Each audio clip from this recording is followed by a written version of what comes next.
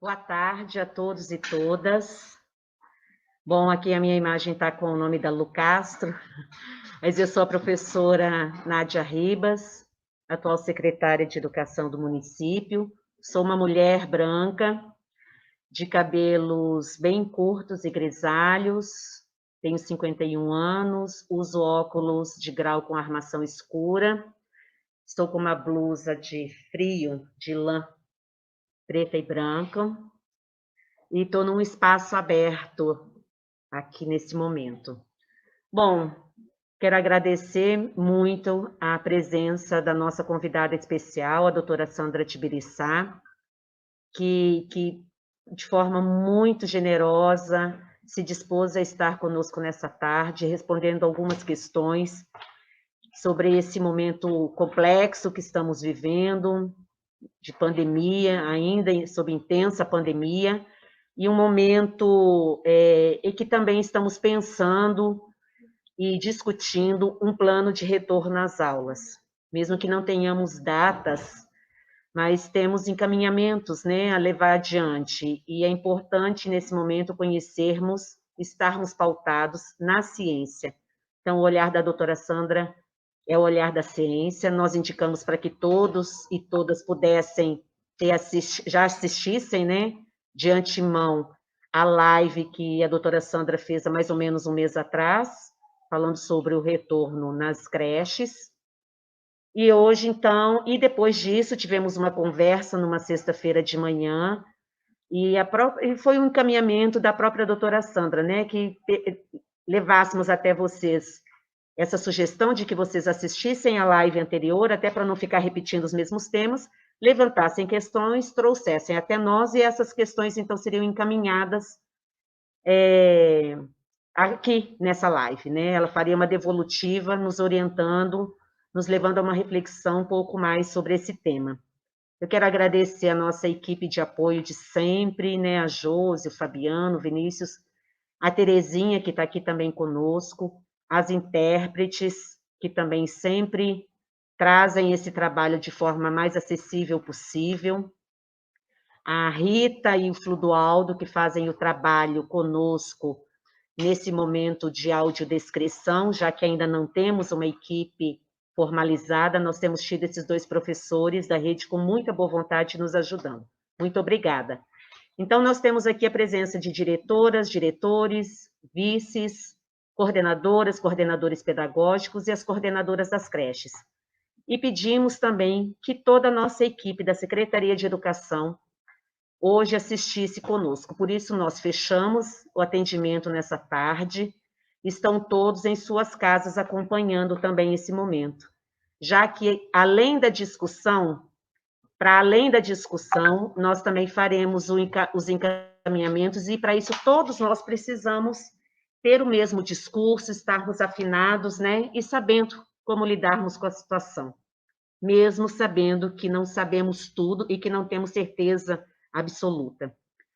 Bom, eu passo agora, então, a palavra para a doutora Sandra Tibiriçá, que conduzirá, com certeza, um momento, né, maravilhoso, imprescindível para nós nesse momento. Muito obrigada, doutora Sandra.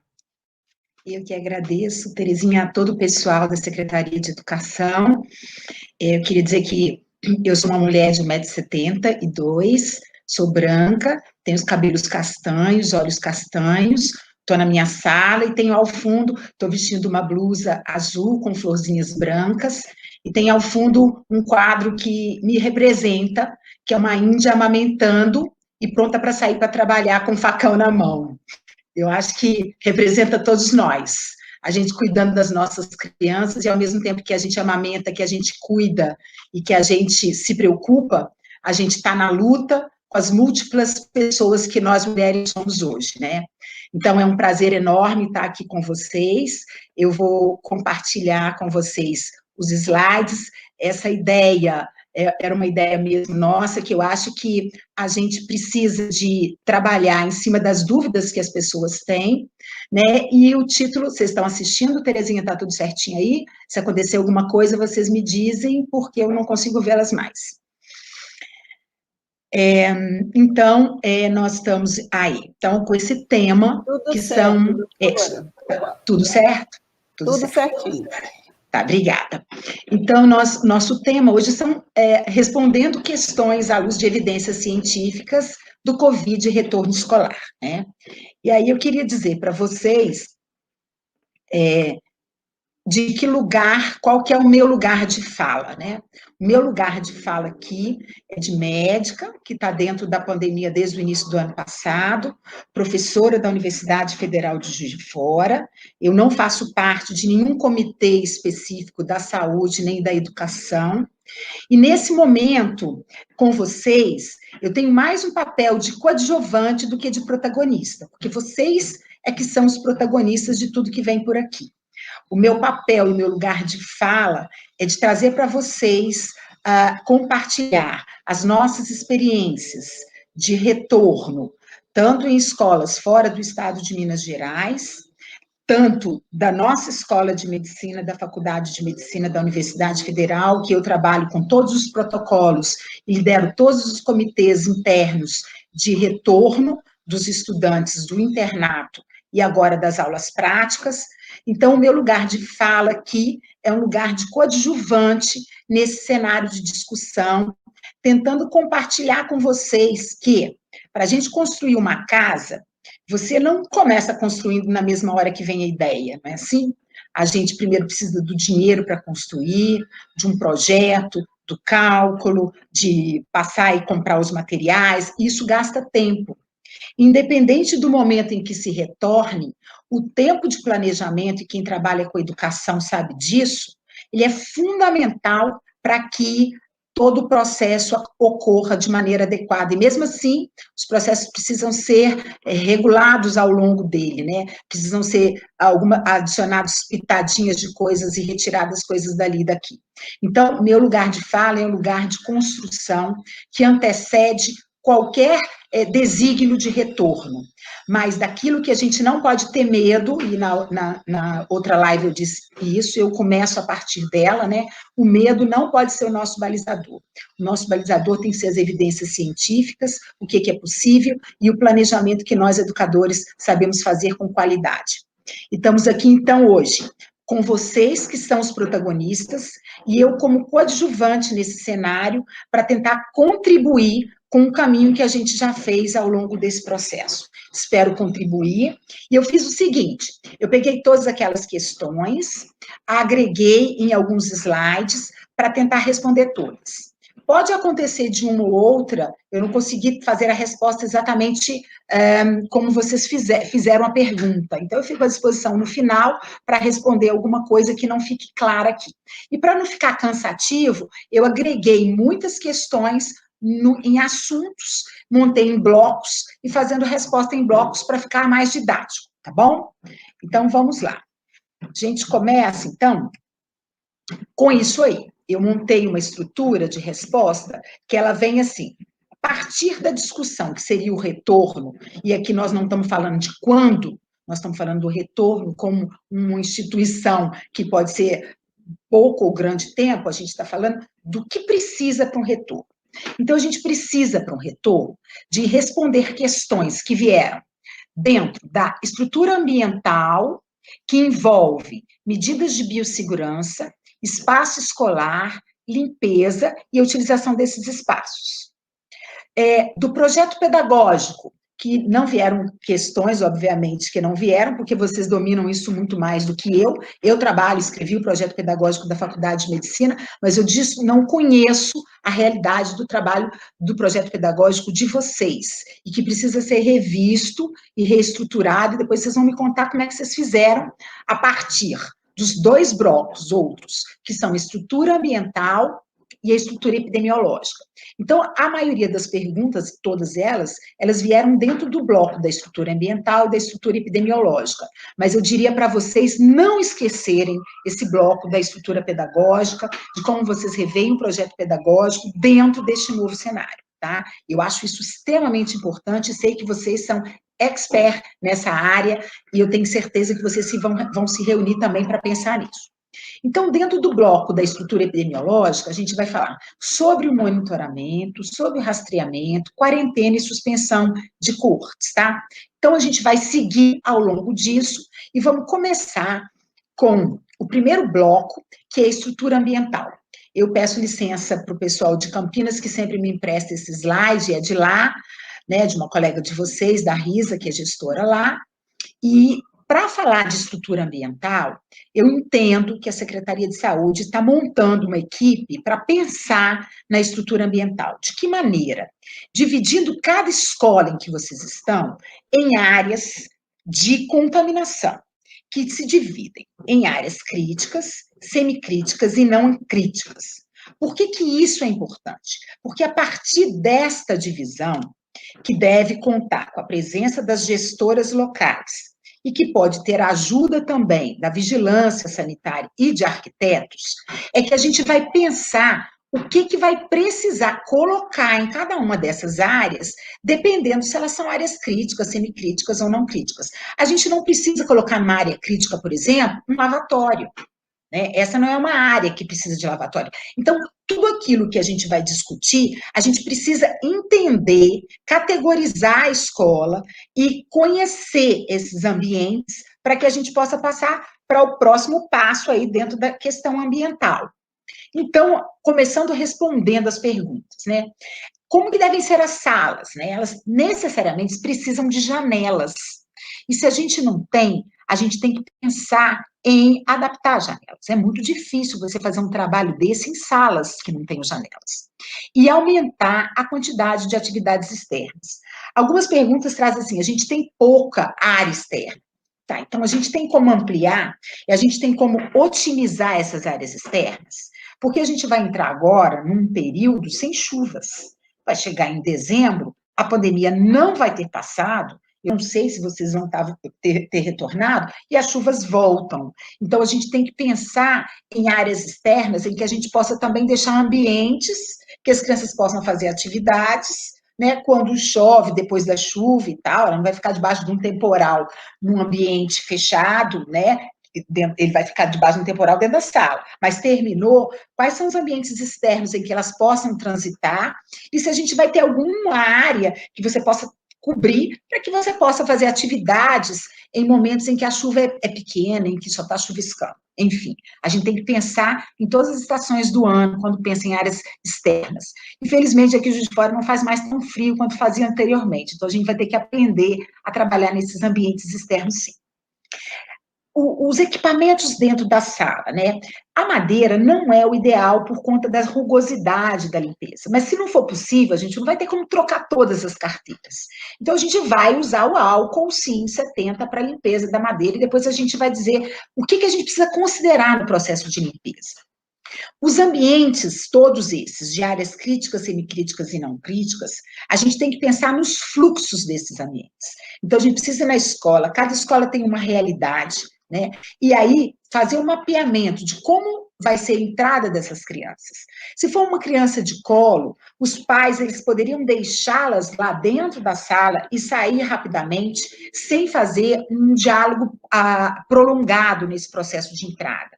Então, a gente vai precisar de otimizar a comunicação com os pais. A gente vai poder comunicar pelo Zap, via agenda, para não parar os pais ali, para montar, às vezes, algumas falas que eles precisam fazer com um formador, com um educador. Mas ele poderia entrar, deixar a criança, né, utilizando uma máscara adequada e sair rapidamente. Então, pensando nas crianças menores de colo, né?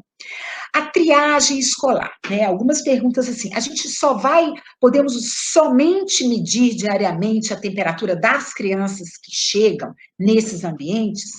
Aí eu diria que isso não é nem somente, isso é muita coisa. Algumas escolas questionam, inclusive, essa medida de temperatura.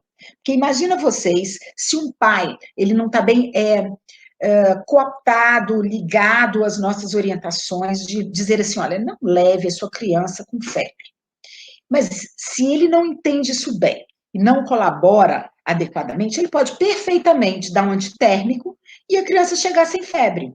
Né? Então, a nossa medida de temperatura não é ela que define o que a criança tem ou deixa de ter. Na verdade, o que precisa é de uma conversa muito afinada, de muita transparência, de total confiança com esses pais. Por quê? Porque a gente precisa confiar no que eles estão dizendo para a gente. Porque eles podem burlar todo o processo. Assim como alguém, quando a gente entra dentro do supermercado, se você quiser e confere no supermercado, você toma um antitérmico antes, você vai chegar lá e vai entrar.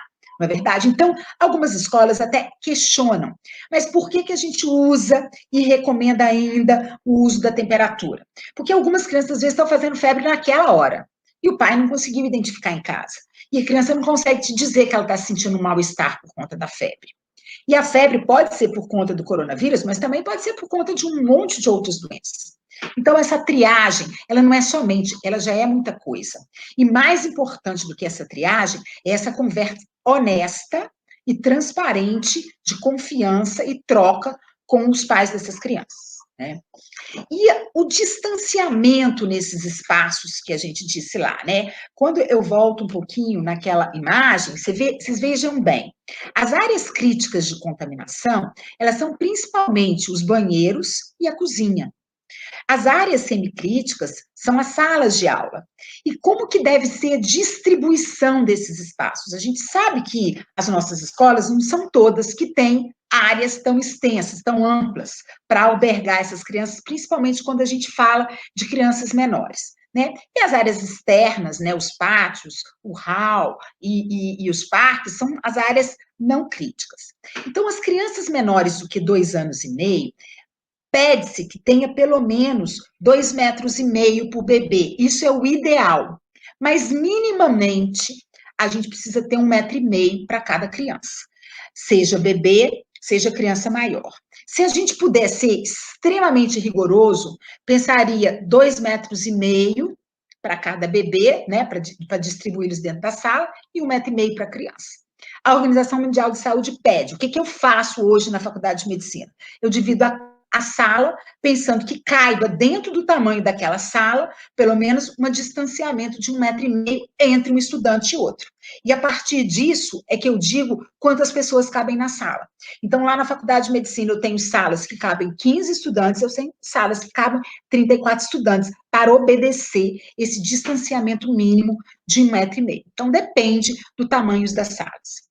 Só que aí a gente começa a pensar nas crianças menores que têm as sonequinhas, que usam os colchonetes, que devem estar distantes mais ou menos 1,5 metro entre eles, evitando o empilhamento desses colchonetes. Por quê? Porque eles estão lá com o lençol, que pode ter alguma secreção da criança. Então, aí a gente coloca um X, que esse não deveria ser a forma de colocar os colchonetes, mas eles em pezinhos, assim, como aqui na imagem de cima, né?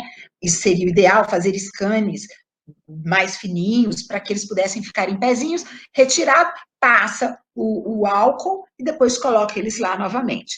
E aí, tem uma série de questionamentos de como deve ser feito. Eu acho que precisa de uma capacitação, de uma formação para vocês, e aí eu faço propaganda da minha irmã de infância, que é a Damares Maranhão, que é craque nisso, que é uma enfermeira de primeira linha, que vocês já tiveram contato antes em algumas lives, e ela fala isso com uma propriedade incrível, muito melhor do que eu, uma enfermeira que eu respeito extremamente por conta de todo o conhecimento e da militância na educação infantil, nas creches do país inteiro. Então, ela traz uma série de orientações, alguns desses slides eu agradeço a ela, que ela que me forneceu alguns deles, né, pela militância dela aí nas creches. Então, o que acontece? É muito importante que nesse processo do ambiente, que deve estar envolvido tanto a vigilância sanitária, quanto os arquitetos, para a gente fazer um estudo, e a gestora, para fazer um estudo de cada ambiente desse, o que precisa ser feito, é também necessário uma formação, uma capacitação de como fazer e como adequar. Porque, de fato, gente, os protocolos, eles são indispensáveis, e eu vou falar um pouco disso na frente, mas eles precisam ser adequados à nossa realidade.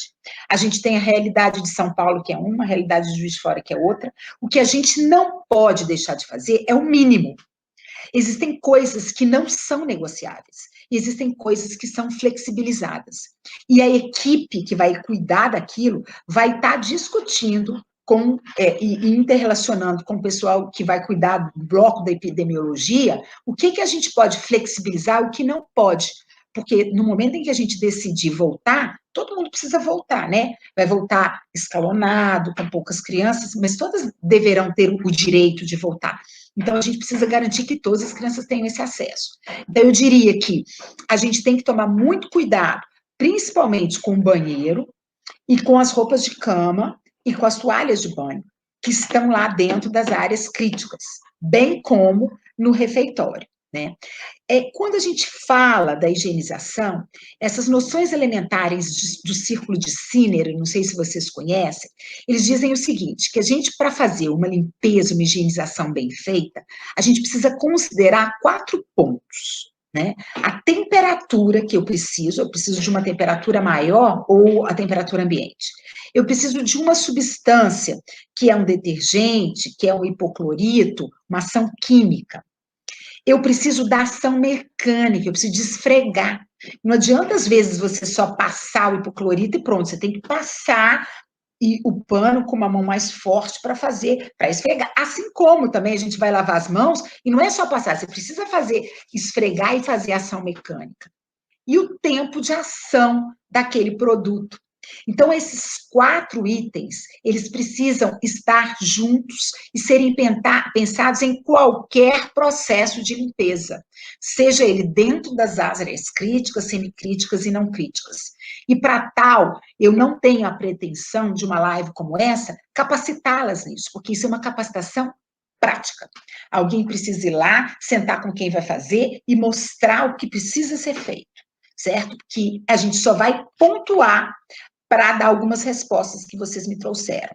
E aí a gente tem, olha, dentro das salas, o que limpar, a frequência do que limpar, quais os produtos que possam ser usados, como utilizo o hipoclorito, e a gente não vai se delongar nisso agora, porque isso é uma reunião de formação para mostrar como é que faz cada limpeza. O que eu queria dizer para vocês é que o hipoclorito, eu coloquei 0,5%, né, que é água sanitária, mas a gente vai usar entre 0,5% a 2,5%, dependendo da área, se a área é crítica ou semicrítica ou não crítica. Dependendo do que a gente vai fazer com ele, essa diluição vai mudar. E eu estou trazendo aí uma proposta de diluição para os brinquedos, que uma das perguntas foi, bom, como é que a gente vai fazer com aquela quantidade de brinquedos que tem? Primeiro, a gente precisa de otimizar. A gente precisa de todos aqueles brinquedos. A gente poderia fazer kits de brinquedos por coortes, aquele grupo de brinquedos ser para aquela coorte, e depois do momento em que eles passassem por uma solução de limpeza, esse aí é um slide da Damares, que ela sugeriu numa creche, eu achei bárbaro, um local em que você tinha água sanitária diluída, o brinquedo ficaria ali de molho, e aí por quanto tempo? No mínimo 10 minutos, né? Lavava com água e sabão, deixava ele ali de molho, e aí tirava e deixava ele em quarentena durante um período, na verdade, na verdade, essa quarentena aí não precisa ser muito mais do que 10 minutos, porque o hipoclorito tira tudo, né? E aí enxágua, deixa ele secar bem, depois devolve para as crianças. Isso para a mesma coorte. Ou, se você for mudar um grupo de brinquedos, de repente ele ficou com aquela coorte uma semana e vai trocar para a coorte, ele passaria por uma solução de limpeza dessas. Né? Tudo isso precisa ser pensado se é possível, que material que tem, se não for feito isso, qual outra forma de higienizar brinquedo. Não existe um único jeito de fazer. Existe um direcionamento. A gente precisa higienizar o brinquedo de um dia para o outro, pelo menos. Certo? Porque as crianças colocam o brinquedo na boca, elas trocam. Depois a gente vai falar das máscaras e por faixa etária, vocês vão ver que esta é uma questão muito delicada, porque a gente sabe que as crianças podem não ficar o tempo inteiro com essas máscaras. Mas voltando aos brinquedos e aos cuidados com o ambiente. Então, essa diluição do hipoclorito, ela vai variar. Por exemplo, a diluição do hipoclorito para limpar o chão de uma área crítica do banheiro é 2,5%. Então, isso tudo precisa estar bem definido, bem descrito e capacitado para a pessoa que vai cuidar disso. E os materiais não laváveis, como livros de leitura, tintas e pincéis, esses sim passam por uma quarentena, né? A gente não consegue lavar isso tudo. Então, depois de utilizado, a gente pode deixar um grupo de materiais, pelo menos 5 dias. A gente sabe que o vírus, ele fica em torno de 72 horas, gente, numa superfície. A partir dali, a chance de encontrar o vírus é muito pequena. Então, se a gente deixar uma quarentena de 5 dias, né, a gente vai trabalhar com um grupo de tintas, por exemplo, essa semana, deixa ela de quarentena para depois usar na semana que vem, enfim, com os livros infantis e tudo aquilo que não dá para ser lavável. Então, o que fazer tem como. A gente só precisa de sentar, ver o que precisa ser feito e organizar como vai ser a capacitação de realizar isso. O banho é de uma área crítica. E por quê? Porque a gente sabe que o vírus pode estar presente nas fezes. A gente não tem ideia se esse vírus é viável nas fezes. Só a inalação, não o fato de tocar nas fezes que você pegaria o vírus, né? Mas de lá inalar o spray. Então, antes de tirar as fezes do bebê, tem que limpar da área mais limpa para menos limpa, antes de usar o chuveirinho, para não levantar spray. Então, faz essa limpeza, aí depois sim, vai dar o banho ou usar o chuveirinho. É muito interessante a gente também inserir alguns hábitos nas crianças. Por exemplo, de lavar as mãos das crianças pequenas depois das trocas de fralda, ensinar as crianças maiores que a gente já faz isso, mas reforçar antes do uso do banheiro, antes de comer, isso vocês já fazem muito bem. Mas nos locais de áreas semicríticas, por exemplo, que nem sempre você tem uma pia, utilizar o álcool gel. Aí algumas pessoas perguntam, tá, mas eu posso usar o álcool gel?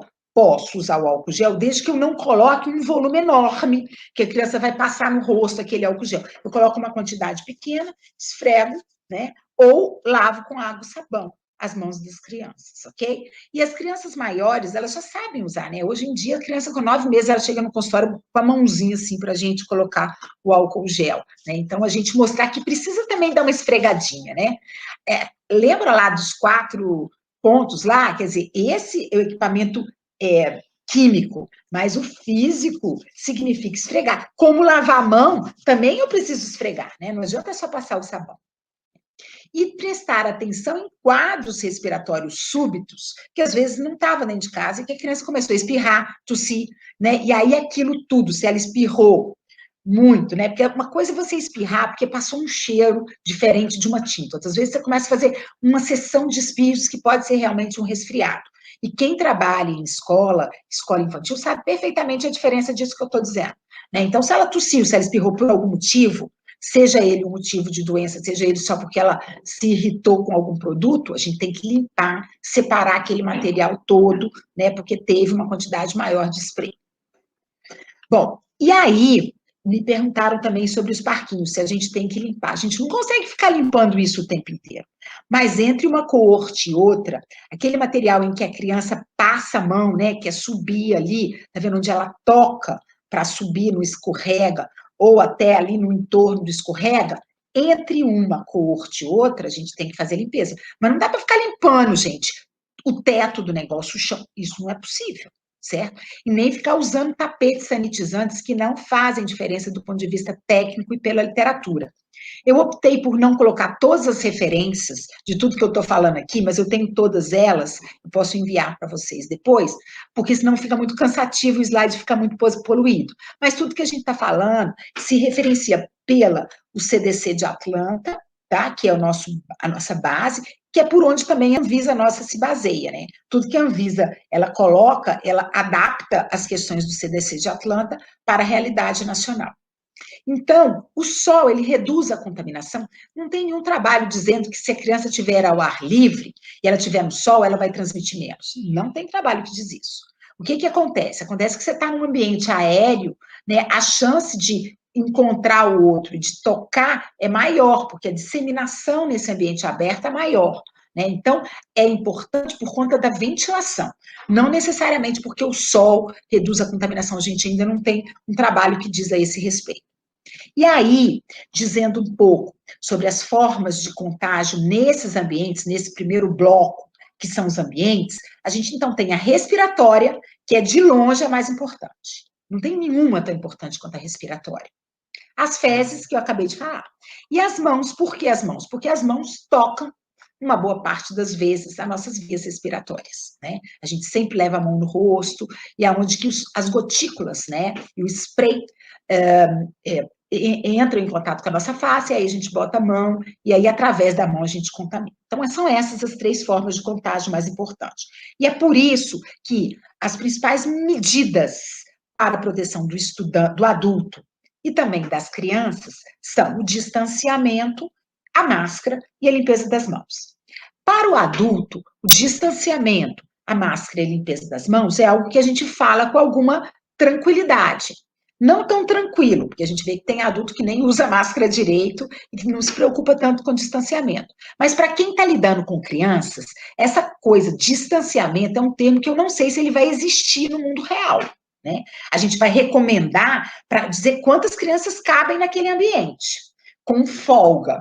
Mas para dizer que elas vão ficar 1,5 m distante delas, eu duvido, e duvido muito que isso vai acontecer. Porque isso não acontece nem com meus estudantes de medicina, porque na hora de fazer um aprendizado, por exemplo, de fazer uma prática, que ele vai aprender a fazer um fundo de olho, ele tem que chegar perto um do outro. Então, o distanciamento, ele é muito importante para definir o número de pessoas dentro daquela sala. Mas para garantir que as pessoas fiquem ali 1,5 m distante das outras, num ambiente de educacional, é muito difícil. E é por isso que a gente precisa investir na máscara. E é por isso que a gente precisa investir na limpeza das mãos. Né? Porque já que a gente não vai ter o distanciamento como principal balizador, os outros 2 precisam, esses não vão dar para abrir mão. E que máscara? A gente tem as máscaras de tecido, a gente tem as máscaras cirúrgicas e a gente tem as máscaras, os protetores faciais. Esses protetores faciais chamam PFF. Então, a gente tem PFF1 e PFF2. A limpeza das mãos, a gente pode lavar com álcool, né? Pode lavar com água e sabão, ou o álcool, que pode ser o gel, pode não ser o gel, pode ser o líquido, né? O gel, ele distribui com mais facilidade. E aí a gente vai chegar na história das máscaras, né? É obrigatório as máscaras para as crianças, né? É obrigatório? Eu pergunto. Antes das crianças e para os adultos? Como é que a gente vai usar as máscaras? Então, antes de alguém me perguntar como que seria para as crianças, eu vou falar primeiro dos adultos, tá bom? Os adultos, a melhor máscara, a gente sabe, gente, é a PFF2, que é a N95, tá? Essa N95 tá aí, tem várias modalidades, se vocês abrirem lá pela Anvisa, tem umas que a Anvisa nem recomenda, né? Nós temos uma chinesa aí que às vezes a Anvisa não recomenda essa para uso dentro do hospital, dentro do ambiente de intubação, parará, não se recomenda, mas ela protege mais do que uma PFF1.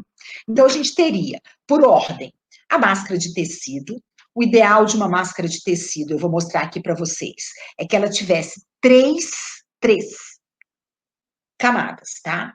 Uma camada aí de algodão, ou 3 camadas de algodão, ou uma de algodão e propileno, ou 2 de propileno e uma de algodão. Sendo que de algodão deveria estar sempre perto da face para dar maior conforto, tá? E a gramatura do TNT, né, da propileno, tem que ser de 20 a 40 gramas por metro quadrado. Por que eu estou dizendo isso? Porque tanto o adulto quanto a criança, quando ele opta por usar uma máscara de tecido, o ideal é que seja uma máscara que proteja minimamente, porque as outras nem minimamente, né? Então, o ideal é que uma máscara de 3 camadas, ou as 3 de algodão, ou variando algodão com TNT. Por quê? Porque para a criança, a gente não vai ter talvez uma máscara N95, já está começando a se fazer, adequada. E muitas vezes, mesmo as máscaras cirúrgicas, elas não se adequam, elas não se ajustam na face. Às vezes, uma máscara de tecido bem feita, que se ajusta mais e que dá um conforto, você consegue usar melhor do que uma super máscara N95 numa criança, que agora que a indústria está começando a produzir máscara N95 para criança, e que é cara. Né? Então, estou dizendo isso porque se a gente vai orientar a utilização e depois a gente vai dizer por faixa etária, como seria isso, é o que usar. Se usa, o ideal, que a organização recomenda, e o CDC, é que fosse uma máscara dessa natureza. E para o adulto, como o adulto vai estar num ambiente que pode estar crítico, e que ele pode receber tosse, ele pode receber vômito, para proteção, mesmo de um sujeito que fez a vacina, lembre-se que fazer vacina não te impede de pegar vírus, o ideal é que tivesse uma máscara de melhor qualidade. E aí, dentro delas, que fosse aí essa máscara PFF2, que é melhor do que a máscara cirúrgica, que é melhor do que a máscara PFF1. Então, a N95 é a máscara PFF2. A gente tem recomendado, tanto para os nossos estudantes, dentro dos nossos laboratórios de habilidades, quanto para as creches fora do município de Juiz de Fora, as cuidadoras e formadoras e educadoras que utilizem uma máscara PFF2, N95, né, ou N95, e que tem modalidades de reutilização. Não vem nenhuma pergunta em como reutilizar, mas a gente pode fazer depois uma orientação em como que você pode reutilizar essa máscara. Ela não pode ser molhada, ela não pode ser colocada no sol, ela tem que ser guardada num local de papel, num envelope de papel, e o ideal é que a pessoa tivesse pelo menos 3 máscaras. Número 1, número 2, número 3. Usa uma hoje, depois ela vai para a quarentena. Aí usa a segunda manhã, vai para a quarentena, terceira, depois no quarto dia volta na primeira de novo, né? Ela não pode estar suja, amassada demais, ela não pode estar molhada, não pode passar álcool nessa máscara, enfim.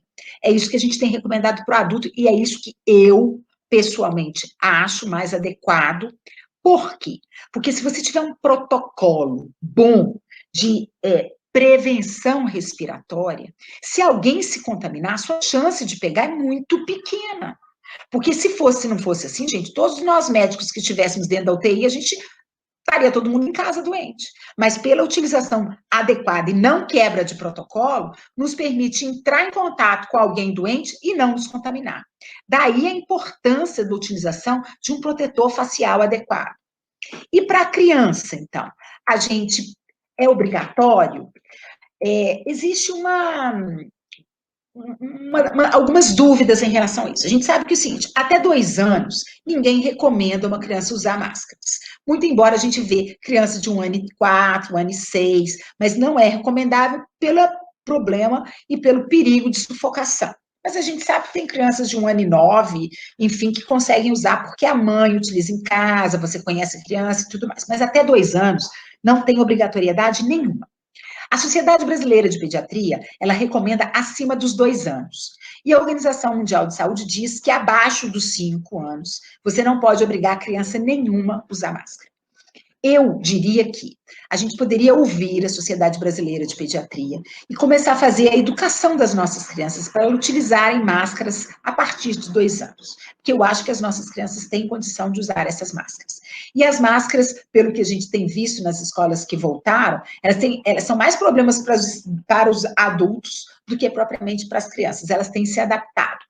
A grande questão é que elas levam a mão, de repente elas resolvem tirar a máscara para mostrar para o colega o bichinho que está ali, que lindo que é, enfim. E elas não têm muito controle disso, né? Então, a questão muito é de botar a mão no rosto, que elas ainda têm, nem tanto de não utilizar a máscara. Então, é isso que a gente acha em relação às máscaras. Então, retornando, a gente falou, então, da estrutura ambiental, das medidas de biossegurança, que é a utilização de máscara, e da limpeza, como ela deve ser, e como deve ser feito em cada área, através de uma formação, com tanto as educadoras, quanto as gestoras, quanto quem limpa, o espaço escolar que deve ser repensado, revisto, essa limpeza e utilização do espaço escolar. Vamos falar agora da estrutura pedagógica, epidemiológica. Vieram uma série de perguntas em relação a isso e eu vou responder a partir de então. Então, o que é uma bolha? Uma bolha ou uma coorte? É um grupo de crianças com menor número, é isso, que vai estar sempre convivendo esse mesmo grupo. Ao invés de eu colocar 40 crianças para conviver todos os dias, eu vou colocar, por exemplo, 15 crianças, dependendo de quantas cabem pela metragem naquela sala, né? Então, como é que eu calculo isso? Pela metragem da sala, pensando 1,5 metro, tá? Vamos pensar 1,5 metro como se fosse a nossa base. E aí, cabem 15, tá? Então, essa coorte. Eu vou evitar que essa coorte encontre com a outra. Mas por quê? Elas podem encontrar em outro horário?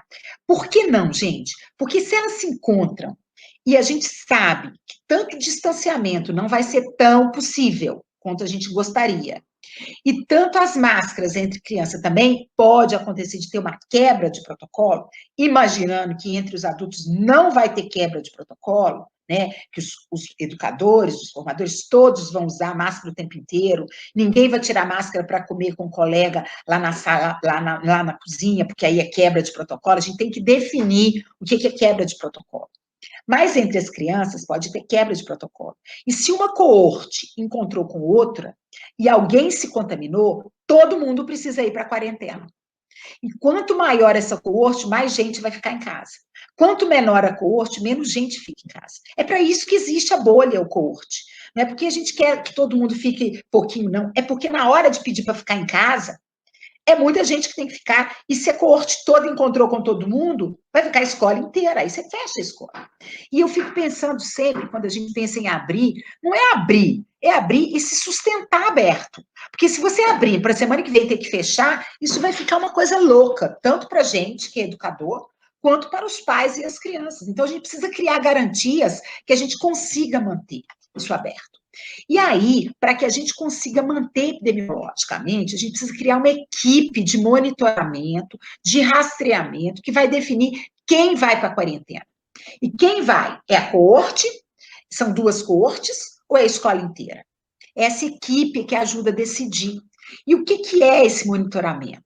Esse monitoramento é você ter o acompanhamento. Quem tem feito isso lá em Campinas é a gestão da escola, porque ela está aprendendo a fazer. A gente fez uma capacitação para a gestão da escola, como monitora, quais são os protocolos todos de monitoramento, que eu também não tenho nenhuma pretensão de ensinar vocês isso aqui. Preciso definir quem vai ser a equipe para criar uma capacitação só de como é o monitoramento. E depois que a pessoa começa a fazer, aquilo vai sendo tranquilo. Monitorar no início é difícil. A Risa, ela me ligava assim, mas a gente trocava, né, mensagens assim, quase todos os dias. E eu falei, me avisa, 24 horas eu estou à disposição. Por quê? Porque ela vai ter um monte de dúvidas no início, e vocês terão muitas. Mas com o passar do tempo, as coisas começam a se repetir. E aí, daí a pouco, provavelmente, não vai ter. Gente, só um minutinho que eu vou ligar, minha bateria está acabando. Pera, só um pouquinho.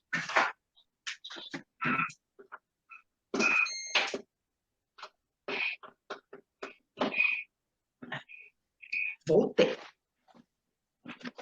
Desculpa, antes que a bateria acabe.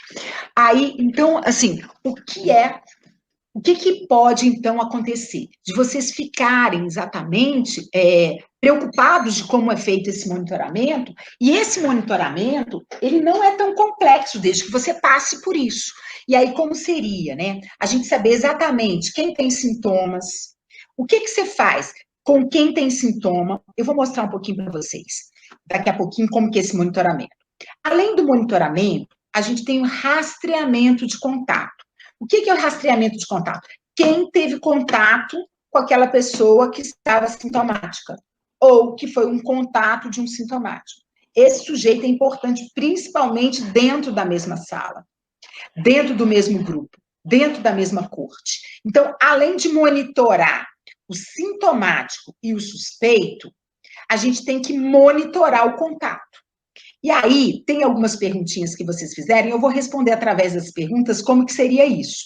A gente precisa entender o que é o sintomático, que pode ser o adulto ou a criança, que está com sintoma de febre, nariz entupido, tosse, esses todos que vocês já sabem, já viram nas lives anteriores. Quem é o contactante, que é a pessoa que teve um contato com esse sintomático, e se nesse contato teve quebra de protocolo. Por que precisa de protocolo? Por que não dá para voltar sem protocolo de jeito nenhum? Porque se você não tiver protocolo, como é que você sabe se teve quebra de protocolo? E a quebra de protocolo é que te diz se vai precisar fazer quarentena ou não.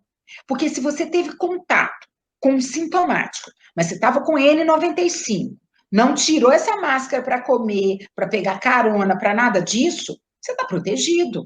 Você não tem que ficar em casa por conta disso. Então, a questão é se houve ou se não houve quebra de protocolo. E aí, eu vou pegar 2 questões que vieram para poder dar um exemplo para vocês de como seria isso. Se uma criança da corte, né, ou bolha, do turno da manhã, apresentar sintomas da Covid-19, como devemos proceder com a educadora e com este grupamento que fica sob a responsabilidade da mesma professora no período da tarde? Faz-se necessário isolamento ou apenas observação? Eu imagino que vocês já saibam responder essa pergunta. Qual é a primeira pergunta que vocês têm que fazer antes de responder? Teve quebra? Essa pessoa, essa criança que entrou em contato com a educadora estava usando a máscara N95, ela tirou em algum momento? Se ela não tirou e está usando o protocolo adequadamente, ela não precisa ficar isolada, porque ela foi protegida. Está entendendo a importância do protocolo? Porque senão, gente, não tem ninguém que vai sustentar na escola. Porque, veja bem, essa época do ano, além do Covid, tem um monte de outros vírus circulando. Já tem lá em São Paulo, a gente vai começar lá, uma vigilância microbiológica, e hoje o pessoal da Secretaria de Saúde lá já me ligou, a gente vai começar a fazer um monitoramento microbiológico. Já tem vírus respiratório que não é Covid, que não vai dar para saber na hora se é, se não é. Então, cada um que espirrar, se ficar todo mundo em casa, não dá para abrir escola, não. De jeito nenhum. Então, essa é a coisa importante, é o que vocês precisam saber. Se não tiver protocolo, não se sabe se teve quebra de protocolo. E aí vem a outra pergunta. Os professores de aulas especializadas, educação física e informática, eles poderão atuar em várias coisas? Sim, se eles mudarem a sua máscara N95, trocam a máscara N95, deixa entre uma coorte e outra que ele estiver usando, troca, né? E manter o protocolo, não quebrar o protocolo de jeito nenhum, porque a criança não pode deixar de ter aula de educação física porque o professor vai dar para uma coorte só. Então, tem formas da gente se cuidar e trabalhar a questão da vigilância epidemiológica, garantindo o mínimo de segurança. Mesmo assim, gente, a gente ainda tem possibilidades de contaminação, mas isso reduz e mitiga muito as possibilidades de contaminação. E aí, uma pergunta que eu achei bem interessante ainda nessa linha epidemiológica, se nós teríamos amparo legal para impedir a entrada na escola de uma criança que esteja com febre ou coriza. Quem é que baliza as questões educacionais do município? Pelo meu entendimento, a gente tem uma Secretaria de Educação que define, do ponto de vista administrativo, o que é, o que não é um protocolo. Então, a gente tem 2 documentos que podem nos amparar. Os documentos dentro do protocolo da Secretaria de Educação, do que deve e o que não deve ser feito. E segundo, a lei, o Estatuto da Criança e do Adolescente, que lá no Estatuto da Criança e do Adolescente nos diz o quê? Que a gente precisa proteger todas as crianças, a gente não protege uma. Então, em prol de uma criança que está doente, a gente vai deixar todas as outras em risco, isso a gente não pode fazer por conta também do Estatuto da Criança e do Adolescente, que nos respalda. E a gente pode pegar mais respaldos ainda que o município possa buscar, porque eu acho que é uma pergunta bastante interessante para se levar a cabo, não só do ponto de vista administrativo, mas também do ponto de vista legalista. E que a gente tem respaldo para fazer isso sim, mas que deixe isso tudo bem determinado. E aí a gestão da educação também pode pensar isso de uma forma mais transparente. Então, sabemos que os casos apresentados diariamente têm um déficit de pelo menos 1 mês de atraso nas informações. Isso se deve ao tempo de atualização dos dados pelos profissionais de saúde. Como ter certeza dos casos atuais para acompanharmos a evolução da doença? Essa é uma pergunta que precisa ser feita para vigilância epidemiológica. A gente não pode ter 1 mês de atraso de informações. Numa pandemia dessa, a gente tem que ter informação de 24, 48 horas. Eu não tenho como responder essa pergunta, ela precisa ser respondida, e ela precisa ser respondida urgente. Porque, assim, o município, ele precisa deixar lá na página do município, na página da prefeitura, e o fato de eu não fazer parte de nenhum comitê é ótimo, porque eu posso dizer isso com a maior tranquilidade, eu não faço parte do comitê nem da saúde, nem da educação, então eu estou dizendo por mim, médica, profissional de saúde, eu gostaria muito de abrir a página da prefeitura e ver o que está acontecendo lá em tempo real, né, no máximo dentro das 24, 48 horas, e todos vocês também, para a gente saber qual é o índice de infectividade no município, para a gente também ter uma ideia de como está no município, para a gente ver o que vai acontecer na escola essa semana. né? Então, dependendo do grau de efetividade que está rolando, de transmissibilidade, do número de internação, de número de leitos ocupados, a gente saber também, como educador, se aquela semana vai ser uma semana meio trash ou não. Então, eu acho essa pergunta fantástica, ela precisa ser respondida. Eu não tenho elementos, porque eu não tenho esses dados. Eu gostaria muito de vê-los como vocês gostariam. E as comorbidades, né? Daí vocês perguntam, professor que tem diabetes, hipertensão, toda comorbidade, gente, só pode voltar se o médico liberar. Não é o profissional, agente, nem educação que vai liberar. É o médico libera para ele voltar ou não. E as crianças também com comorbidades. Eu tenho crianças com doenças cardiológicas graves que os pais já falaram, ela não volta mais. Ela vai fazer a educação dela toda em casa. Eles estão criando estratégias para isso. E eu também não vou deixar voltar. Tem uma criança que já fez 6 cirurgias cardíacas. Ela tem um problema cardiológico que é uma raridade. Igual ela, tem mais 3 ou 4 sobreviventes no Brasil. Como que eu vou deixar essa criança voltar para a escola? Eu de jeito nenhum que vou. Entendeu? Então, a gente vai ter que criar uma estratégia. Só que esse tipo de quadro é uma minoria. E a gente vai criar, nós que também somos craque em minorias, a gente vai criar uma estratégia para essa minoria. E uma criança com espectro autista que resolva voltar e que o pai diga ela vai voltar, ela não vai usar máscara e não vai. E a gente não pode obrigá-la a usar. E ela tem o direito a voltar. Então, eu acho que são questões que a gente precisa de discutir e que comorbidades, elas precisam ser discutidas, sim, e quem define o retorno ou não é o profissional de saúde, o médico, que vai dizer se essa pessoa pode voltar ou não. E aí, sobre a imunização, tem uma série de perguntas, e eu selecionei algumas que resumem, né? Então, olha só, eu adorei essa pergunta aqui, olha. Após a vacinação de todos, imagina-se um mundo ideal, fantástico, que todos nós estamos vacinados, aí a pessoa pergunta, retornaremos imediatamente à nossa rotina? Se não, qual o tempo estimado? Presta muita atenção, gente, vacina não é garantia de que a doença não vai ser transmitida. Ela reduz as formas graves. E a gente ainda não tem trabalhos mostrando, dentre todas as vacinas que estão aí, quais as que têm maior eficácia do que a outra. Se elas realmente vão fazer tudo que elas estão prometendo. A gente espera que sim, porque no Brasil já houve uma redução enorme da mortalidade de idosos, e com o uso principal de Coronavac até o momento. Então, a gente espera que sim, mas a rotina, ela não é porque a gente foi vacinado. A gente está chegando nova cepa, vocês já viram aí que a nova cepa indiana já chegou no Brasil, está lá. Será que ela responde essas vacinas? Ninguém tem essas respostas todas para dar. Então, é vacinar como mais um elemento. Por isso é que eu digo o seguinte, a gente esperar tudo voltar ao normal para retornar à escola, gente, talvez em 2035 a gente consiga voltar. Até lá, muitas coisas pelo meio do caminho estão acontecendo e a gente vai se adaptando. É óbvio que eu gostaria que todos os professores estivessem vacinados para retornar. Seria o mundo ideal, se a gente pudesse fazer isso, seria ótimo, mas isso não reduz nenhuma dessas coisas que nós falamos até agora. Não reduzem absolutamente nada, nenhuma dessas medidas, nem uso de máscara, nem nada disso. Então, não tem tempo estimado para retornar à rotina. O mundo normal, o novo normal é esse que a gente está vivendo agora, né? E ele pode ter recaídas. Vamos lembrar que a gente sempre pode recair. Aí, a vacina da gripe, ela tem alguma eficácia para coronavírus? Bom, a gente sabe que a vacina da gripe, ela confere a imunidade contra H1N1.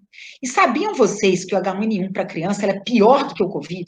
E leva muito mais lesões do que o Covid? Então, a gente não vê ainda nenhuma eficácia dela. Existem alguns estudos mostrando que possa ter alguma proteção, mas não tem nada ainda que garanta que a vacina da gripe tenha uma proteção cruzada. Mas ela protege contra H1N1, que é grave também, que mata, e que para criança é muito grave. Então, todo mundo tem que vacinar para esse H1N1, porque é a vacina da gripe. Assim como a da gripe, a gente sabe, eu mesmo coordeno um trabalho em Juiz de Fora sobre a vacina da BCG, né? Vocês já devem ter visto por aí, a gente está fazendo a vacina da BCG em pessoas, e uma outra parte do grupo recebe o placebo, a gente não sabe quem recebe uma, quem recebe outra, para ver se a vacina BCG melhora a resposta imunológica. A gente não sabe ainda, eu espero que sim, tá? Espero mesmo. Inclusive que melhore a resposta imunológica da própria vacina, né? E depois do nosso trabalho ele vai continuar para ver se quem tomou BCG melhora ainda mais depois que tomou a vacina. Enfim, mas a gente não sabe. É trabalho científico tem o quê? Grupo controle, que recebe a vacina e que recebe o placebo. Duplo cego, análise estatística, um N gigante, pessoas de múltiplas faixas etárias, pessoas de múltiplas classes sociais, para a gente fazer os estudos. E esses estudos provavelmente só vão ficar prontos aí dentro de uns 10 meses a um ano. Então, não dá para responder isso agora. Em relação à da gripe, a gente não tem nada que fala que ela protege, mas protege contra H1N1. E aí, uma pergunta ainda sobre vacinas, né? Caso os profissionais da educação tomem a AstraZeneca, cuja segunda dose é só aplicada 3 meses, isso me dói no peito, porque o meu pai está faltando ainda mais um mês para ele tomar a segunda dose. Ele tem 87 anos, eu fico contando os dias para ele tomar a segunda dose. Após a primeira, com necessidade de pelo menos 15 dias após as 2 doses para efetivação da imunizante. O retorno seguro profissional será apenas após esse período? Veja bem, a AstraZeneca, ela protege aí em torno de 76% a primeira dose, mais do que a Coronavac, que é 50%. A segunda dose cai para 81%, né? Então, depois de mais ou menos 15 a 21 dias da segunda dose, a gente já tem uma proteção de 81%. De quê, gente? De fazer as formas graves. A gente não pode dizer ainda que é de pegar a doença.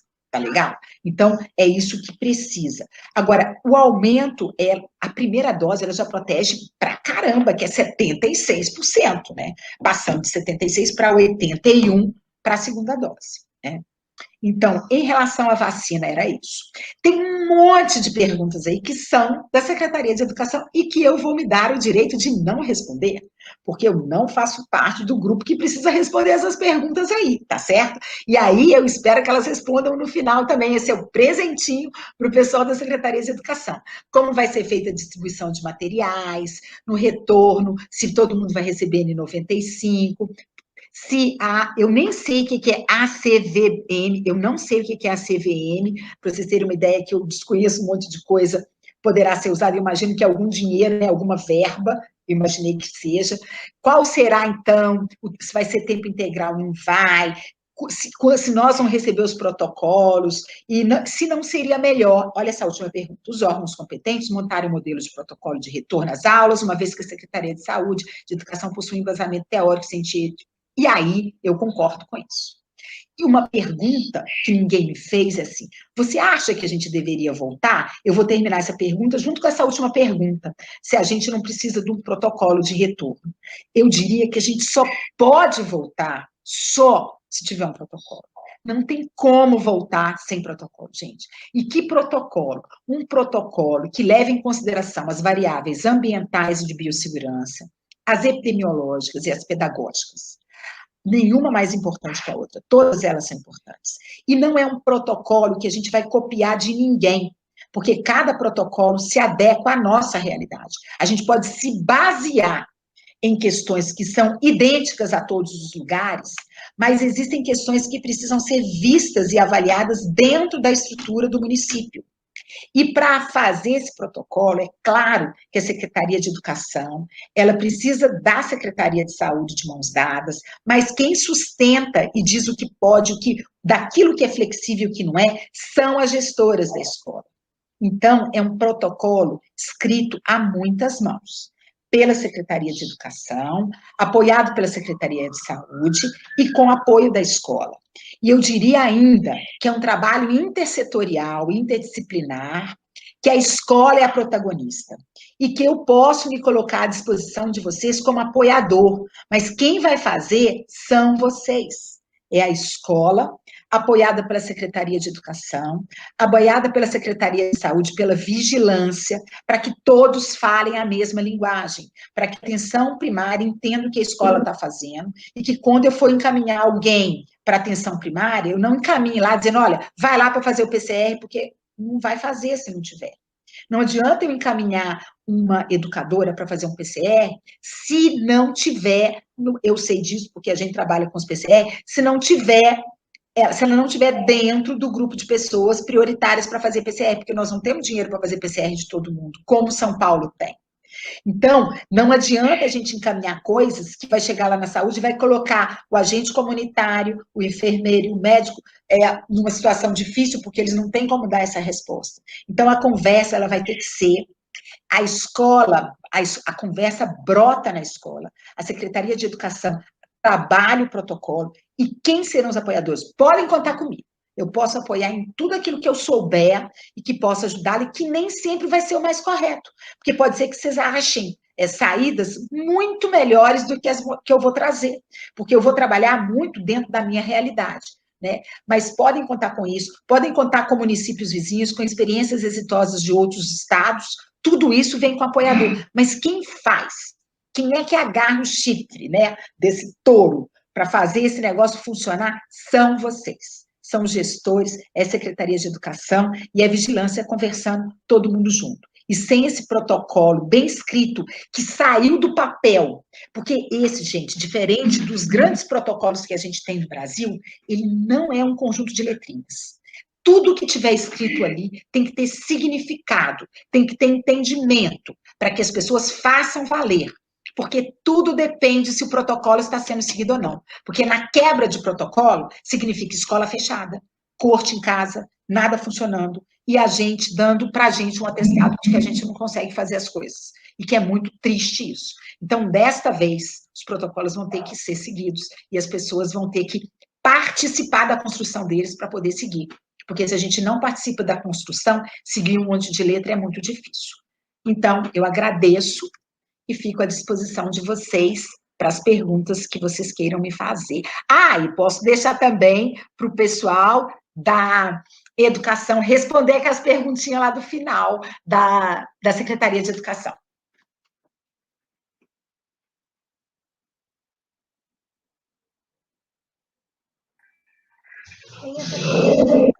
Gostaria que a Camila respondesse.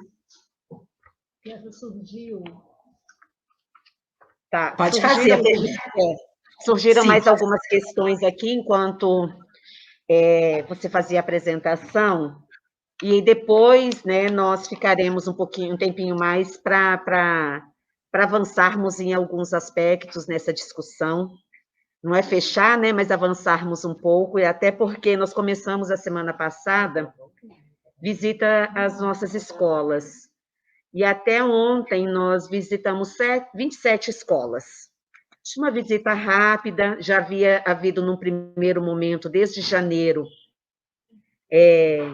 uma equipe do DEIN, que é o Departamento de Execução Instrumental, esteve nas escolas orientando sobre essas mudanças básicas e possíveis, como a construção de pias, a ventilação, melhorar a ventilação nas salas. E aí agora nós estamos, então, para conhecer eu já conheço muitas escolas, mas há muito tempo que não visitava, então tenho visto muitas mudanças. Para termos até uma ideia, também uma forma de acolher, né, as equipes que já estão nas escolas trabalhando, fazendo essas reformas, enfim. Mas aí tem uma pergunta aqui que é específica, que só você mesmo pode responder. Professores com comorbidade já vacinados podem retornar às atividades presenciais? Somente se os médicos deles liberarem. Por quê? Porque o fato de você... porque você, quando toma vacina, você está se protegendo das formas graves. Mas mesmo formas leves, né, elas são formas que você pegue. Então, se o médico te liberou e diz você pode retornar, você pode retornar. Com a liberação médica, você pode retornar. Sim, que é o mesmo caso das crianças. E aí surgiu até uma questão aqui que não tem uma resposta, mas que a gente tem que ter ciência que vai acontecer. Alguém perguntou aqui sobre se uma criança... só um minutinho, deixa eu achar aqui. Se a criança espirrar no parquinho, né, espirra num brinquedo e ninguém vê, por mais que tenha toda a atenção, essa é uma situação que vai acontecer. Sim, e a gente não tem o que fazer. Você não viu, como é que você vai fazer? E pode acontecer. O que traz uma tranquilidade para a gente? É que se a criança está sem nenhum sintoma, vamos imaginar que ela fosse um COVID assintomático. Ela não está com febre, ela não está com tosse, ela não está com nada. A chance dela transmitir é muito pequena, porque a criança, mesmo sintomática, ela tem menos receptores para o vírus. Então, ela transmite, mas ela transmite menos. A assintomática transmite menos ainda. Então, a própria natureza vai nos proteger. O acaso nos protege nesse caso aí. Por quê? Porque se ela não tem sintoma nenhum e ela espirrou, ela não está doente. Então, esse espirro, mesmo que ela fosse assintomática, ela tem menos chance de contaminar.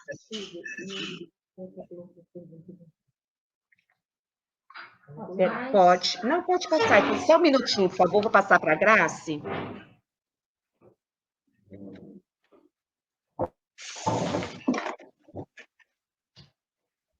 Primeiro, doutora Sandra, várias professoras, professores da rede que tiveram crianças, filhos, né? Que você foi a pediatra aí dessas crianças. Então, muita gente falando. Boa tarde, Sandra, minha pediatra preferida, seja bem-vinda, amiga. A Cláudia fala, doutora Sandra, quanto tempo? Lembra da Enza? Cláudia Rocha, de São Pedro. A Miriam fala quanto tempo. Tem gente aqui falando que o sobrenome da senhora, da doutora Sandra, é Inteligência. Cuidou do Vitório desde os 2 dias de vida, filho da Adriana Perini. Então, muitos agradecimentos, muito. Sempre competente, esclarecedora. Manda um abraço. Muito obrigada, sempre envolvida com as crianças nos processos de atendimento, do ensino e da pesquisa, ótimos esclarecimentos, ou seja, né, doutora Sandra, a senhora tem aí o reconhecimento, você tem, né, desculpa pelo senhora, você tem o respeito, o reconhecimento, né, de toda a nossa cidade pelo trabalho competente que executa, né, e comprometido com essas crianças nossas, né, não ia uma pessoa melhor para fazer essa conversa conosco aqui hoje. Eu que agradeço, é um prazer. E está revendo várias pessoas, viu? Tem várias pessoas aqui, né? A Damares, inclusive, doutora Sandra, está assistindo essa live, viu? Damares... É a minha irmã gêmea, a Damares é minha amiga de infância. Essa pessoa tem que vir aqui, muitos dos slides ali foi ela que me cedeu e ela me ensina muito, né? Ela e a Risa, né? Porque a Risa também é outra educadora com a qual eu aprendo demais. Estão as duas aqui nos assistindo, viu? Manda os parabéns e a gente pode pensar numa conversa num próximo momento com a Damares. Já fica o convite, viu, Damares? Aproveita então, ela aí, já faz o convite, segura ela. Isso, exato. Viu, Damares? Compromisso. Temos uma pergunta assim. Quanto tempo podemos usar a máscara F95? Olha, gente, eu tô com a minha aqui, né, que eu já estou trabalhando, vocês estão vendo que eu estou aqui de masquinha, de máscara N95. A gente utiliza a máscara N95 enquanto ela estiver de bom estado. E por isso que a gente não pode limpar com álcool, a gente não pode botar no sol para não suar. Então, eu deixei aqui só para mostrar para vocês, ela está de bom estado, eu posso utilizar a máscara N95. E ainda bem que, felizmente, eles têm feito máscaras N95 mais confortáveis, com os negocinhos aqui, ó, que a gente encaixa, tudo bem que marca um pouquinho, assim, a Risa teve um pouco de problema com as meninas usando e tal, mas depois acostuma. Eu fiquei com esta aqui o dia inteiro, desde as 7 horas da manhã aqui, com essa daqui, tá? Aí ela vai sair agora, ela vai para quarentena, e amanhã eu vou pegar a minha número 2. E aí, quando ela começa a não estar adequada, tirar fiapinhos e tal, aí jogo fora e pronto, vou trocar. Então, a gente tem que ir acompanhando a nossa máscara, que quando ela estiver já desgastada, saindo fiapos e tudo, é um sinal de que a gente precisa substituí-la. Isso, ou se ela estiver suja, né, úmida. E assim, uma máscara para cada coorte. Eu não uso essa máscara para uma coorte, entendeu? Uma máscara para cada coorte, porque ela pode se contaminar aqui nessa parte de fora, né? Aí uma criança pode tocar por algum motivo em si, mas é uma máscara para cada coorte. Isso era uma dúvida muito grande, doutora Sandra, sobre se os professores também estarão em coortes, em bolhas, assim como as crianças. Porque, por exemplo, nós temos professores, professora de educação física, uma professora de artes, que leciona para várias turmas, 3, 4 turmas. Então, o que a senhora está orientando é que o professor pode trocar de bolha, exceto com a troca também associada à máscara, é isso? Isso, e isso esporadicamente, né? Porque, veja bem, todo mundo fazer isso o tempo inteiro, a gente vai perder a bolha, tá certo? Mas imagina um professor de uma aula especializada, que só tem aquele. Você vai ter um professor de educação física para cada sala, gente, não tem lógica. Então, Isso. ele nem fica tão perto, ele não convive tanto tempo com essa criança, é por um período curto. Ele troca a máscara, ele troca o paramento e vai. Como se ele tivesse novinho em folha chegando ali. Tá. Ok. Doutora Sandra, Sim. para separar as minhas máscaras, eu peguei potes de sorvete abertos, né? E coloquei segunda-feira, terça-feira, quarta-feira. Então, à medida que eu uso, eu deixo ali ela exposta naquele pote aberto e faço a sequência. Tá certo? Olha, o ideal é você colocar, e segundo todas as orientações, é você colocar dentro de um envelope fechado, tá? Assim, ó. Ou você coloca ela dentro do envelopezinho, coloca a data no envelope e guarda ela dentro do envelope. É melhor do que deixar ela exposta. Algum bicho pode pousar, entendeu? Aí você vai contaminar ela com outras coisas. Então, melhor você deixar ela fechada. E eu tenho medo de deixar, por exemplo, no local que ela possa pegar mais umidade, aí ela estraga mais rápido. Então, é melhor dentro do envelope com a data, sabe? Guarda lá. E aí tem que fazer uma capacitação de como colocar a máscara, como tirar a máscara para ela não contaminar, que nós não vamos fazer isso aqui, porque isso é prático. A gente sabe que a teoria e a prática andam juntas, mas tem coisa prática que é prática. Então, isso aí precisa de um treinamento prático de como colocar, como tirar para não contaminar a máscara, tá? Na hora de guardar, tá? E aí, doutora Sandra, então, olha só. Eu tirei a máscara, trabalhei hoje. Eu não vou usá-la amanhã. Qual é o tempo que eu deixo essa máscara dentro desse envelope? Olha, pela literatura, 72 horas, ela vai ficar pelo menos 72 horas de quarentena. A Anvisa, ela recomenda 5 dias, para ela te dar 2 dias de lambuja, tá? Então, assim, o ideal é que tivesse 5 máscaras, uma para cada dia da semana, segundo a Anvisa. Segundo a literatura especializada, você, com 72 horas, você já poderia usar. Imagina que você não tem recurso de para dar, porque a gente tem que otimizar, gente, vamos combinar, né? Você não tem recurso para ter 5 para cada um, mas tem recurso para ter 3. 3 está dentro do protocolo de segurança. Ótimo, excelente. Com relação à nossa triagem, a triagem de quanto em quanto tempo nós podemos fazer a triagem? Tem essa pergunta. A triagem é na chegada, gente, porque senão a gente vai botar os meninos o dia inteiro olhando temperatura de criança. E temperatura, eu vou contar para vocês, criança correu, pulou, a temperatura vai para 37,7. Aí você ai meu Deus, tá com febre. Tá nada, é porque o metabolismo aumentou. Então é na chegada, só para a gente ver se a criança que não fala, e o pai não viu, naquele dia de manhã, você deu uma sorte de pegar ela com uma febre, né? A gente questiona, inclusive, essa triagem, mas a Austrália tem feito, Estados Unidos faz, todas as escolas fazem, a gente acaba fazendo por conta disso. Tá. Pediram para a senhora explicar o que então é possível de ser negociado e o que é de não se pode negociar, não se pode flexibilizar. Então vamos lá. Na minha concepção, do meu lugar de fala, não estou falando por ninguém, por mim, e pela experiência que a gente tem lá dentro da Faculdade de Medicina nos retornos. Eu acho que não dá para negociar a N95.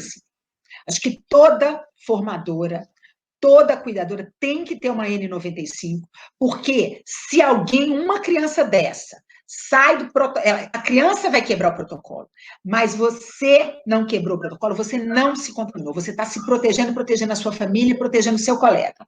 Isso, para mim, não dá para negociar.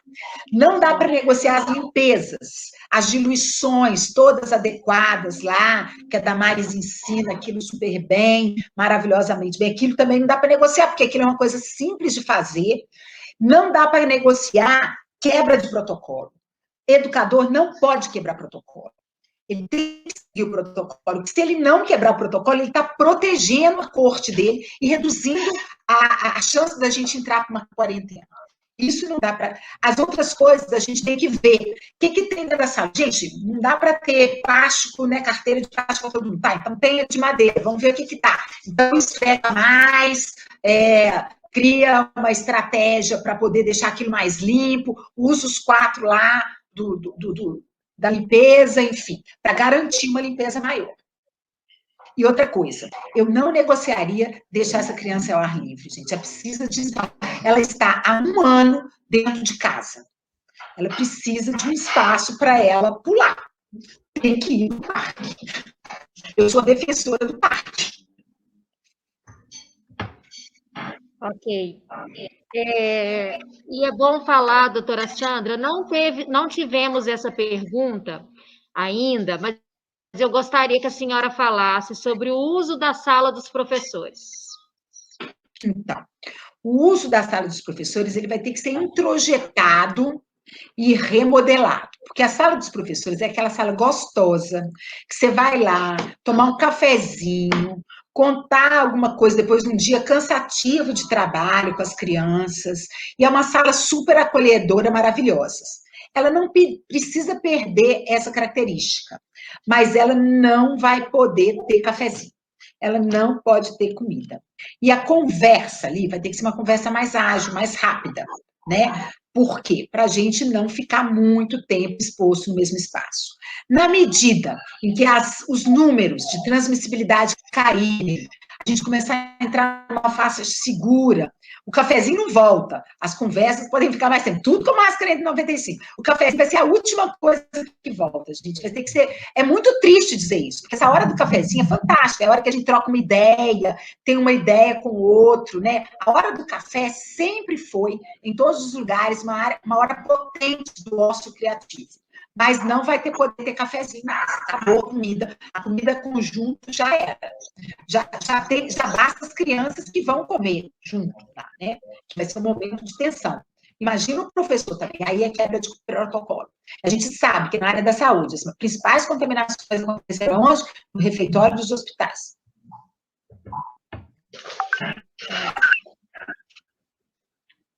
Temos uma outra pergunta aqui. Temos professoras do 6º ao 9º ano, e elas lecionam, por exemplo, conteúdos que passa português, a professora do português passa do 6º ao 9º, a de matemática, e essa orientação. Então, a senhora acredita que cada escola possa redefinir sua proposta de trabalho para essas bolhas, para uma menor... Eu acho que vai ter... porque se vocês entenderem a essência da bolha, que é não deixar a pessoa se contaminar com muita gente passando por ela, vocês vão conseguir achar os caminhos, porque a gente não pode fazer. O importante nessa história, gente, é a gente não ser um papagaio de repetição. A gente tem que entender assim, por que a gente tem menos professores lidando com aquelas crianças, para se contaminarem menos. Mas imagine que tem um professor que ele passa, ele pode fazer a mesma coisa que o outro. Ele se paramenta de novo, ele troca, diminui o contato físico, né? Conversa à distância, usa o WhatsApp para passar informação, para não ficar toda a vida dentro da sala conversando, né? Sem perda de qualidade. E aí a gente vai se adequando. Tá. E aí, uma outra pergunta sobre a máscara. Nós temos aqui uma pessoa, a Nádia falou que deixava a máscara, né, num lugar aberto. Então, tem uma pergunta que fala que deixa no sol. Então, a gente já viu que não é recomendada. A doutora Sandra recomenda que seja colocado no envelope. E aí temos uma pergunta aqui Envelope falando... de papel, não é um envelope de plástico que sua. Isso, que aí tem essa pergunta, se pode, ao invés de colocar no envelope de papel, guardar num plástico. Então, a gente recomenda que seja, de fato, no envelope de papel, numa folha ofício, numa folha A4, que dobre, né? Porque no plástico ela sua. Seria isso, né, doutora? Exatamente isso. Outra pergunta, é preciso que os profissionais das creches usem roupas, jalecos, para trocar? Olha só, gente, a roupa, o jaleco, ela ajuda muito, porque você tá ali, uma criança espirra, né? E aí, se você tiver pelo menos 2 jalequinhos coloridinhos, não precisa ser nada muito elaborado, né? Uma touquinha para prender o cabelo de pano, para não ter que ficar jogando fora coisa, para você levar para casa, lavar. Hoje usa uma, amanhã usa outra. Isso seria muito desejável, porque se a criança espirrou em você, você já trocou. É o mesmo jaleco que o médico usa, só que lá ele é branco e esse da escola ele vai ser coloridinho, enfim. Seria desejável, sim, para você proteger a sua roupa. E lavar com água e sabão, tá? Lavar com água e sabão. Nós temos perguntas sobre se a CVM pode comprar máscara. Que a CVM, doutora Sandra, é uma ajuda de custo dada anualmente aos profissionais da educação. E aí são listados os itens que podemos adquirir com essa ajuda de custo, porque depois a gente apresenta uma prestação de contas com essa ajuda de custo. É um valor anual que vai ser liberado para todos os profissionais em junho agora, no final de junho, né? E aí, nós fizemos uma alteração, né, para a categoria, para o grupo saber, sobre essa prestação de contas. A máscara poderá, sim, ser adquirida com essa ajuda de custo, né, considerando aí essa excepcionalidade na qual nós vivemos, nada mais, né, positivo. E aí tem também uma solicitação de que se pode comprar com essa ajuda de custo álcool gel e álcool 70. Isso a gente ainda não tinha conversado e discutido, mas a gente precisa verificar essa possibilidade, tá? Porque a gente já consultou a prestação de contas, a CVM é possível, a gente precisa verificar isso, tá bom? Tem uma pergunta de uma professora, doutora Sandra, ela trabalha numa escola de manhã e numa outra escola à tarde. Então, senhora, ela sai de uma escola e vai para outra. Ela não fala o turno, então pode ser que sejam 2 escolas no mesmo turno, não sei. Ela, então, pode usar a mesma máscara N95? Troca. Ela tem que trocar a máscara e trocar o jalequinho. Cada máscara para aquela corte, tá, gente? Para a gente não ficar se contaminando. Bebedouros das escolas devem ser isolados? Não vai poder ter bebedouros nas escolas mais, né? Porque o bebedouro é um local de contaminação. Então, a gente vai ter que pensar em cada escola como é que vocês podem fazer. Se as crianças para as crianças vocês dão no copinho, né? E todo mundo ter sua garrafinha de água lá separada para tomar sua aguinha. E reutilizar a garrafinha para não ficar jogando fora. Nas nossas visitas, doutora Sandra, nas nossas visitas, várias escolas já instalaram, né, bebedouros aqueles de pés, igual das academias, que a gente enche garrafinha. Como essa semana fomos em 2 escolas que, além dos bebedouros de pés que enche a garrafa, elas compraram garrafas grandes para colocar uma garrafa grande térmica em cada sala de aula, para a professora ir enchendo ali as garrafinhas ou os copos de água das crianças, né? Que aí facilitaria, porque aquele bebedouro de boca, ele nunca foi, né, higiênico, ele sempre foi, né, teve um alto risco de contaminação e agora ainda mais na Covid-19. Né? Acho que agora a gente aposenta eles definitivamente. Acho que nunca mais eles voltam. Tomara, tomara. Caso o professor, doutora Sandra, apresente algum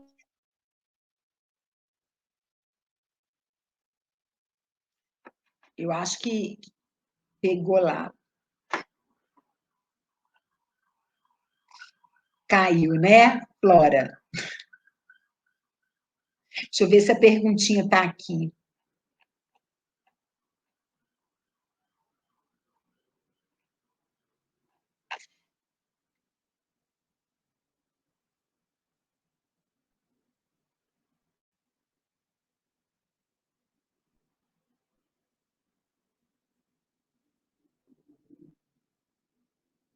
Vamos esperar um pouquinho para ver se eles vêm, se ela volta, né, Flora? Com as perguntinhas. Ela deve cair e voltar de novo. Deve estar reconectando.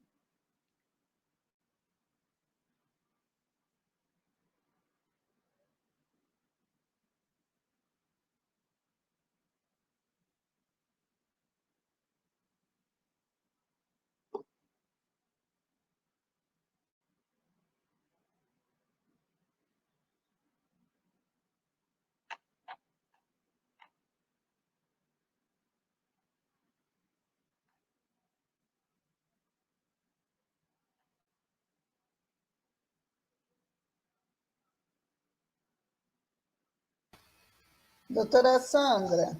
Oi, querida. Tudo bem?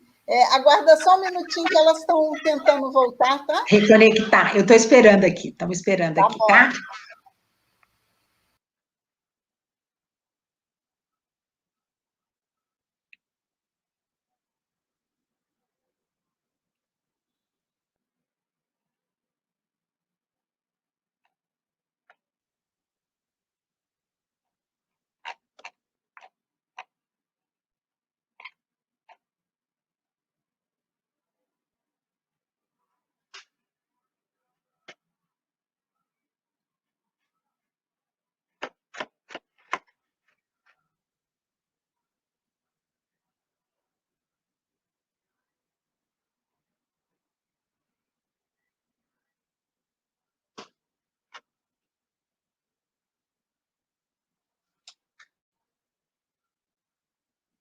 Estão me vendo e ouvindo? Sim, Lu, voltou. Obrigada, doutora Sandra. Eu estou com o nome de Lu Castro igual a Nádia, mas eu sou a Graciele, tá? Então, olha só, nós estávamos aqui, caso o professor apresente algum sintoma, haverá teste sobre como ele procede, o que a senhora indica? Isso foi até a pergunta que eu encaminhei para a senhora, que foi então, com relação a um funcionário terceirizado. Então, gente, olha só, a testagem em Juiz de Fora, ela é coordenada pela Universidade Federal de Juiz de Fora, que é até um grupo de pesquisa do qual eu faço parte. Então, para fazer a testagem, você tem um número e um grupo de pessoas que são as pessoas com comorbidades, que são aquelas que têm hipertensão. Então, se for uma pessoa com comorbidade, com certeza ela consegue fazer o PCR. Por quê? Porque a universidade ela não tem quantitativo financeiro para fazer os testes. Inclusive, o nosso quantitativo já está até acabando, né? A gente está fazendo parcerias para conseguir mais. Então, a gente tem um perfil de pessoas que são as pessoas que podem fazer o teste. Então, neste momento, só as pessoas com comorbidades. As pessoas sem comorbidades têm que fazer um inquérito epidemiológico para saber se ela foi um contactante, e aí ela vai ter que ficar em casa, se ela foi contato de uma pessoa com Covid positivo, que se ela for contato de um Covid positivo, ela tem que ficar em casa. Se ela tiver qualquer sintoma respiratório, ela vai ter que ficar em casa. E a gente não sei se vai ter teste para ela, pelo fato de esses testes já estarem pré-estabelecidos junto com a Secretaria de Saúde. É isso que eu disse para vocês. Não adianta, por exemplo, alguém ficar doente e falar assim, manda essa criança lá fazer o PCR. A gente não faz PCR de criança. Por quê? Porque não tem quantitativo financeiro para PCR de criança. Então, a gente vai ter que tratar, diferente de São Paulo, a gente vai ter que tratar o seguinte, ficou doente, vai ter que ser tratado como se fosse Covid. O que é importante? É dizer se aquela pessoa ela tem um nexo epidemiológico com próximas que se contaminaram. Isso é que é importante. Porque e até as crianças, você pode fazer um PCR da criança vir negativo, e mesmo assim ela ser um Covid positivo. E um adulto também. Então, um adulto com sintoma, ele não vai trabalhar, ele vai ficar de quarentena. Né? E aí tem todo o protocolo de quarentena. Quanto tempo? São 10 dias, vai depender da quantidade de sintomas. São 14 dias. Ele teve contato com o Covid PCR positivo, ele teve contato com uma pessoa que não... Aí tem toda uma linha, que é a linha de capacitação para o monitoramento e rastreamento. Agora, garantir que as pessoas façam PCR, eu garanto para vocês que não vai ser possível. Estão pensando aqui, é recomendado o uso de ventiladores nos espaços sem o momento da presença das crianças? Elas não estão. Acontece a limpeza de uma sala de aula. É recomendado ligar os ventiladores? Veja bem, os ventiladores com as crianças não, porque elas espalham o spray.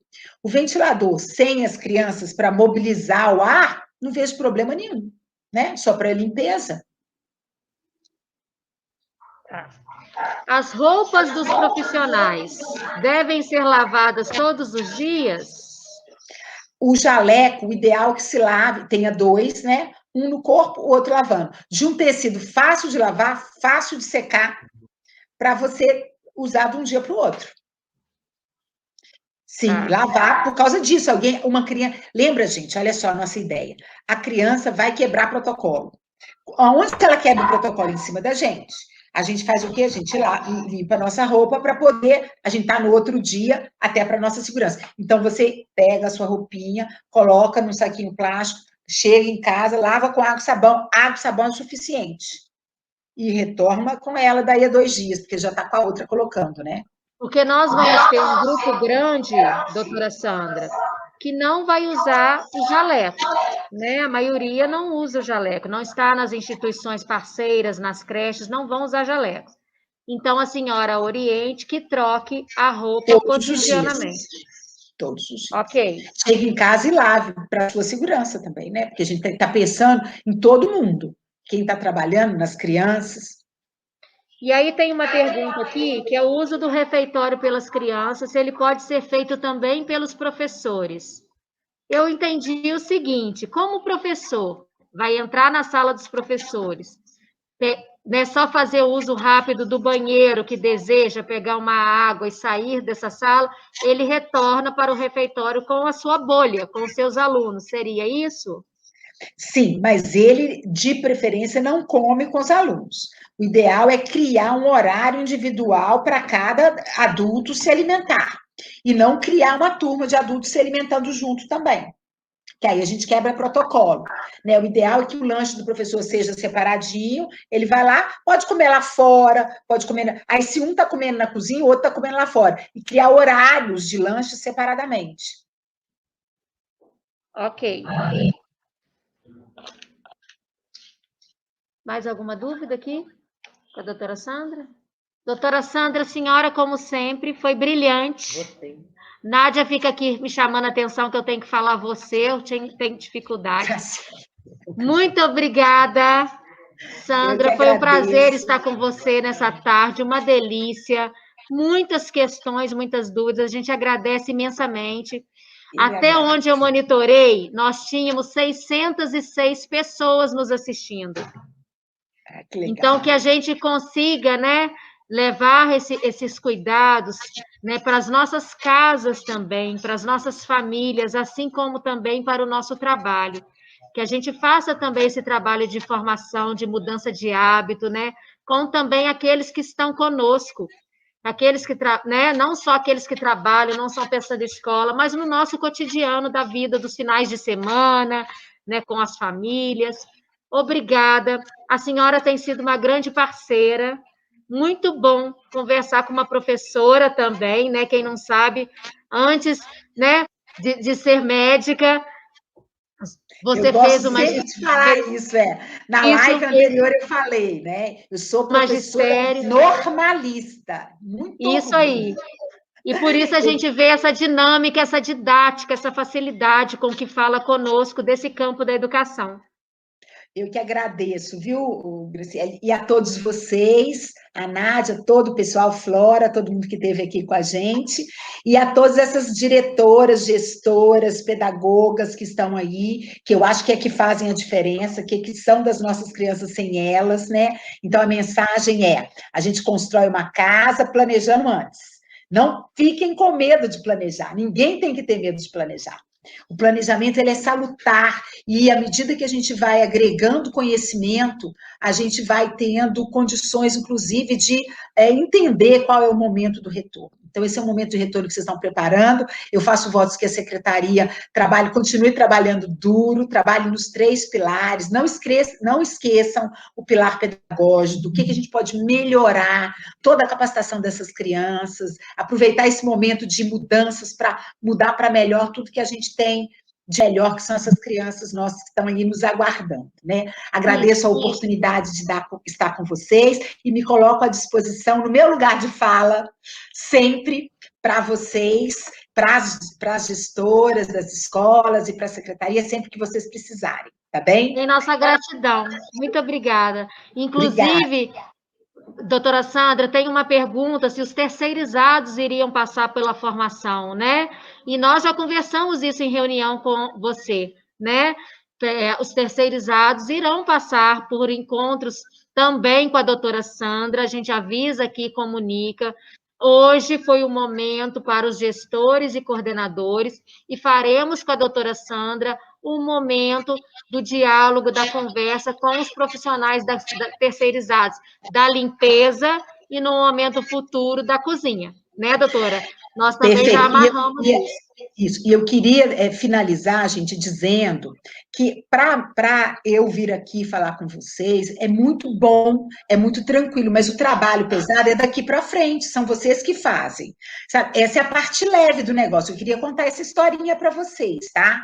Isso aqui junto é a parte bem leve, porque é a parte da gente distribuir conhecimento.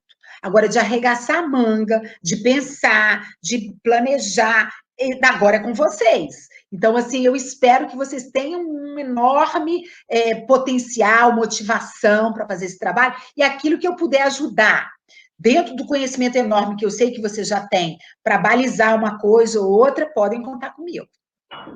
Muito obrigada, doutora Sandra. Nós continuamos em diálogo aqui e agradecemos imensamente, viu? Abraço, até mais, gente. Boa tarde para vocês.